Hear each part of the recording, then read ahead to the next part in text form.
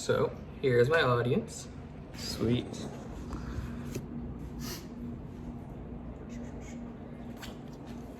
Imagine your significant other, grandparent, best friend for 10 years, is choking, struggling to breathe, turning blue at the face, signaling for help. You don't know what to do besides call 911. They instead tell you over the phone to do the Heimlich, and once your friend stops breathing, they tell you to start doing chest compressions, cracking ribs with each press. You ask when help is coming, and they tell you it won't be there for some time. The feeling of hopelessness, despair, anger, all starts to set in as you start to get too tired doing compressions and stop because you can't anymore. Your friend dies in your hands, and when EMS finally arrive, they do 2 rounds, and then they call the base hospital to pronounce death. What would have happened if EMS arrived earlier?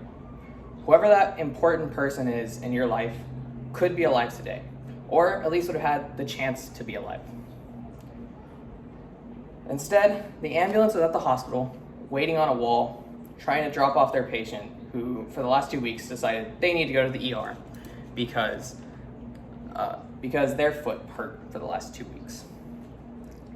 As an EMT who works in San Diego County, I am obligated to take any patient to the ER per request of the patient. And according to the San Diego County Patient Bill of Rights updated last year, you can actually request any hospital in the entirety of San Diego County.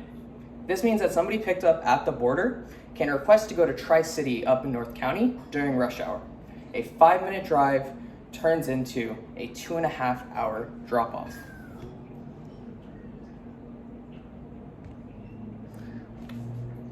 In that time, the department can't transport any patient as their ambulance is transporting somebody to a hospital where they don't need to go, or they ever even needed to go to an ER in the first place.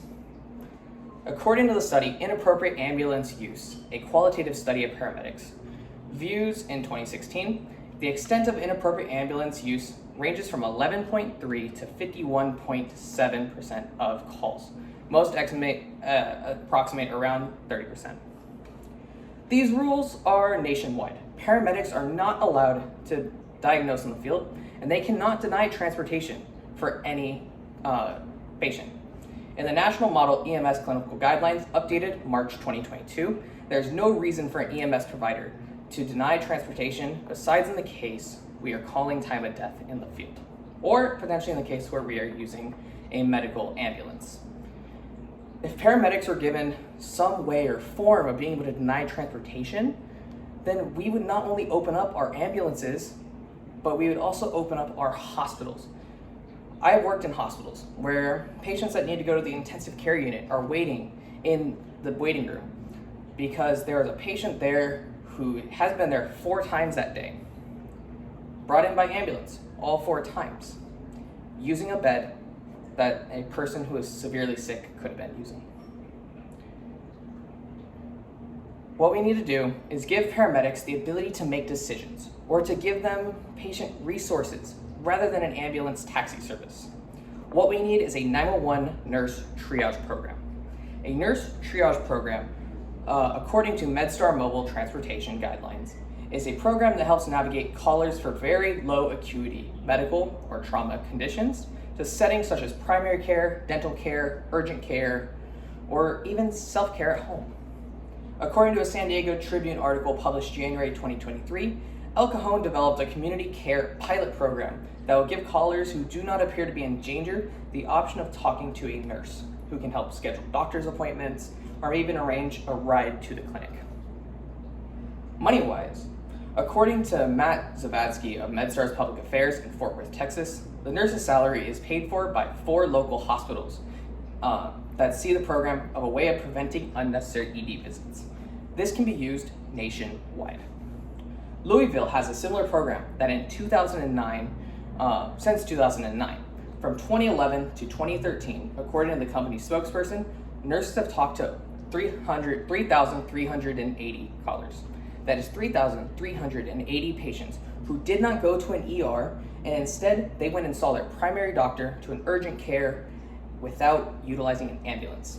And for the patients that were in danger, got an ambulance ride to the hospital from Louisville.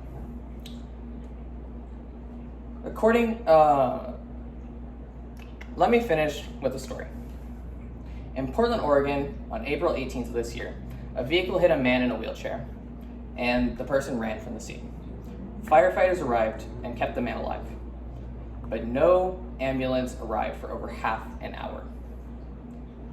Firefighters arrived and kept the man alive, but the man died at the scene. According to the president of the Portland Firefighters Association, without a doubt, if you have an ambulance on that call, when the call comes in, you would at least give the person the ability to have a chance to live. That is what I'm asking today. Utilizing the 911 nurse triage program, we can use it to declutter the system and enable paramedics to be there when your important person in your life is choking. You can give them a chance to live, or maybe even one day you can give yourself a chance to live. Thanks.